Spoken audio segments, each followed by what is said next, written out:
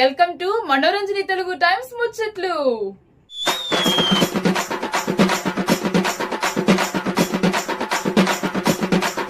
ముదోల్ మండలం రామ్టెక్ గ్రామంలో రైతన్నలకు పశువుల మీద జాగ్రత్తల గురించి అవగాహన కార్యక్రమం పెట్టిర్రు. ఈ కార్యక్రమంలో రైతన్నలకు మంచి మంచి ముచ్చట్లు చెప్పిండ్రు.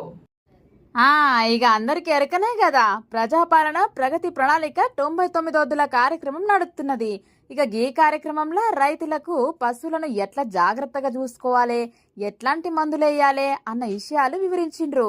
ప్రజాపాలన ప్రగతి ప్రణాళికల భాగంగా తొందరలోనే పశువులకు ఐదు శిబిరం కూడా పెట్టనున్నట్లు అధికారులు చెప్పిండ్రు.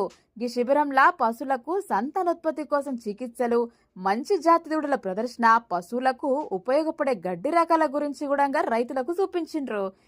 ఎండాకాలంలో పశువులకు నీళ్లు, మేత ఎట్లా పెట్టాలి, ఎండ తగలకుండా ఎట్లా కాపాడాలి అనే విషయాలు కూడా రైతులకు వివరించిండ్రు. ఈ కార్యక్రమంలో జిల్లా వైద్యాధికారి, డాక్టర్లు, అధికారులు, ప్రజాప్రతినిధులతో పాల్గొన్నారు. అది కూడా మంచిగా పెద్దగా అయితే మనకు పాడి గేదెలాగా పాడి అలాగా తయారవుతుంది. గతంలో ఒక 40-50 సంవత్సరం కింద దూడపోతే అవుతుంది మనం. ఇప్పుడు ఇంజక్షన్ మన గోపాల్ మిత్ర ఉన్నారు, వాళ్ళు ఇంటికి వచ్చి ఇంజక్షన్ చేస్తారు.